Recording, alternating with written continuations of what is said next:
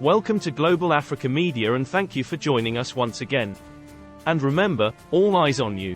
Check out this speech by EU President von der Leyen at the United Nations General Assembly. Having me, and thank you very much for global citizens' leadership. Indeed, from the pandemic to fighting climate change, the climate action, and thank you very much for this opportunity to address such a diverse audience.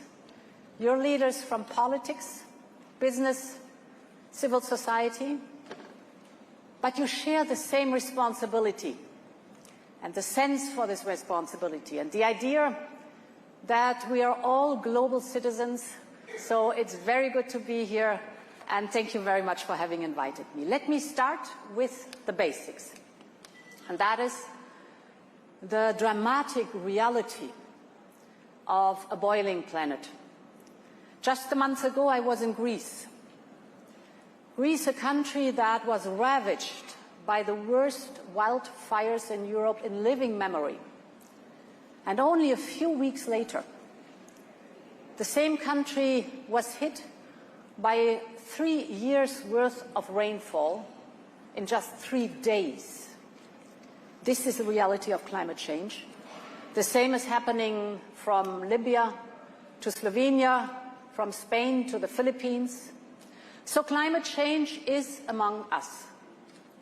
Now you wonder, how can anybody still have doubts? Well, some still wonder whether climate action and economic growth can go hand in hand. And our answer is yes, and we are proving it. With the European Green Deal and our climate law, we became the first continent to make climate neutrality a legally binding target by 2050. Then we've set emission reduction goals for 2030. We've developed a roadmap. And today we are on track not only to reach those goals in 2030, but to overshoot them. So this is really good news. This roadmap to climate neutrality has fostered innovation and investment. And why that? Because business found the necessary reliability and long-term predictability. This is so important. Just stay the course. They need this reliability. Just a few days ago, for example, I was in Denmark, and I inaugurated the world's first container ship powered by green methanol. And the ship owner, Maersk, told me that when he planned this ship, it was a bad business case. But he wanted it to try out how to decarbonize his fleet. But then we launched the European Green Deal, so the direction of travel in politics was clear. And all of a sudden, what appeared to be a bad business case turned into a first-mover advantage. And we've seen innovations happening in Europe which otherwise would have been very much difficult to achieve. For example, the first green steel factory. When we started the European Green Deal, Europe had none. Today, we have 38. Europe is now attracting more investment in clean hydrogen than the United States and China combined. We have the first carbon capture and storage. So, our climate action is not only good policy, but it's also a good business case, and that is the news for the business sector. Today, more and more countries are joining the clean tech race. They want to get away from the old brown energies like gas, oil and coal. They want to protect the green lungs of the world while growing their economy. I saw this with my own eyes, and you mentioned it, Hugh, earlier this month in Nairobi at the Africa Climate Summit. I must say I was deeply inspired by the confidence and the optimism of my counterparts. President Ruto of Kenya captured the spirit when he said, and I quote, "For a very long time we have looked at this only as a problem. It is time we flip it and look at it from the other side." End of quote. And I couldn't agree more. Developing economies are a crucial part of the solution to climate change, with a huge potential for renewable and clean energy, and green hydrogen, for example, critical raw materials, incredible nature and biodiversity, and their young workforce. So they can leapfrog into a clean energy future while creating good jobs and economic opportunities, provided, and that is the crucial point, provided there is investment they need in infrastructure. So, too often, emerging economies lack the resources to invest, or they cannot access resources. The big question is, how can we close the world's clean investment gap? And major economies like Europe have an important role to play. We have an obligation. Let me go through a few topics. The European Union remains the world's biggest climate finance contributor. We contributed more than $27 billion to climate finance.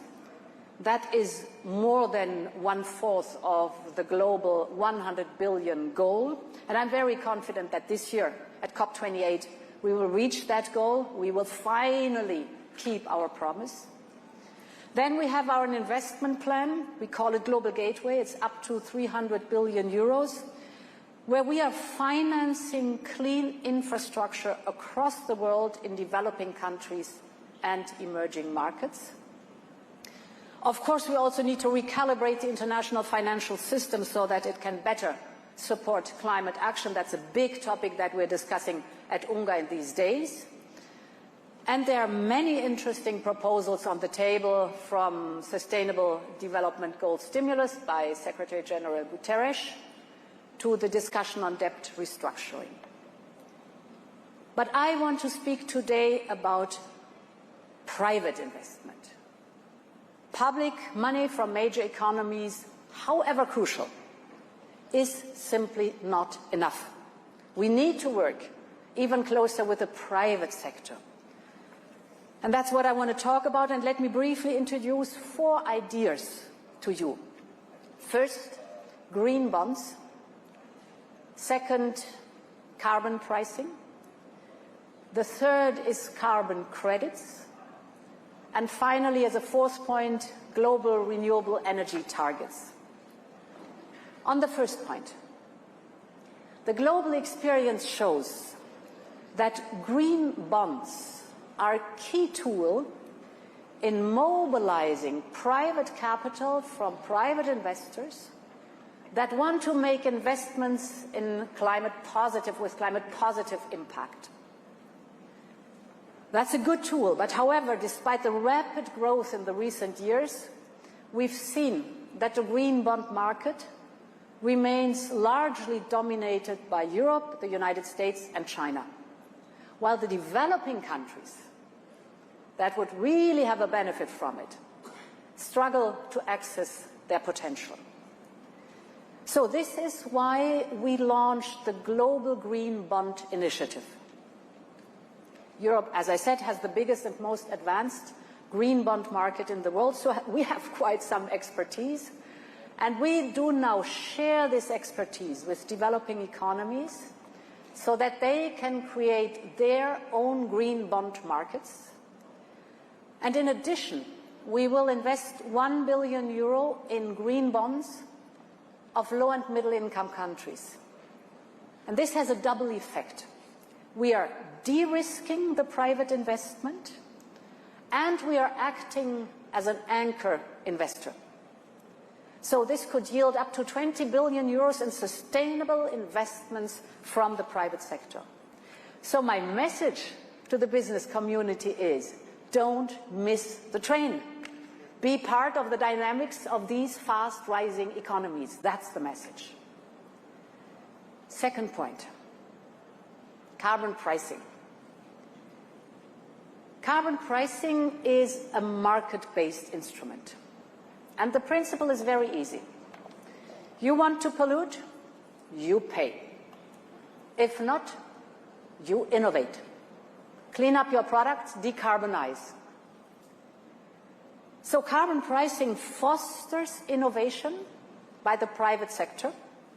It makes polluters pay. And the revenues you get can support the clean transition in developing countries. And let me give you some figures. We started in the European Union carbon pricing in 2005. Since then, the economy grew by 65%, but the CO2 emissions dropped by 35% in the industries that are covered by carbon pricing. So we grew the economy while cutting emissions. Now, if you look at the global scenery, globally, only 1/4 of greenhouse gas emissions are covered by carbon pricing. But this quarter brings back revenues of $95 billion. So just imagine the global impact in terms of new revenues while cutting greenhouse gas emissions if more countries would adopt this strategy, the carbon pricing. This could be a game changer for climate finance. And this is our call for action for carbon pricing that we want to launch. We have launched it in Paris and we want to have a big push for it at COP28. My third point is trustworthy carbon credits. Carbon credits can truly make a difference to the planet. The crucial idea is governments have projects like reforestation or renewable energy or wetlands.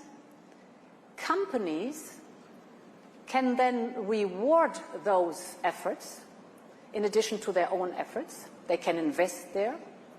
But what we need now is an international framework that provides clarity and clear criteria. What are trusted, true carbon credits? So we've started to work on that with the World Bank, the IMF, and the WTO. We want to make as much progress as possible by COP28, and I invite all of you to engage in these discussions.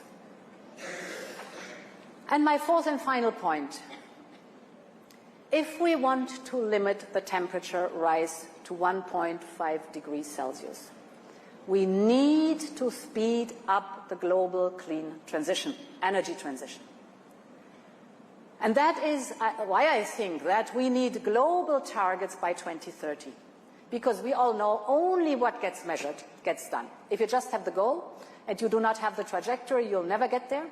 Only if you know exactly where you want to go, you have a clear goal and you measure it every year, then the things get done. And this will show the companies the direction of travel. Again, predictability, reliability, stay the course. So to get there by 2030, we need global action. And therefore, we are building a coalition with the COP28 presidency, with President Ruto of Kenya, with Prime Minister Mia Mottley of Barbados, and the International Energy Agency and IRENA. Our goal is for the world to agree at COP28 to triple renewable energy capacity and to double energy efficiency, which is energy saving. And we invite all countries to join, and we need to get this done. Excellencies, dear friends, the audacity to think globally is our only option in this climate-critical period.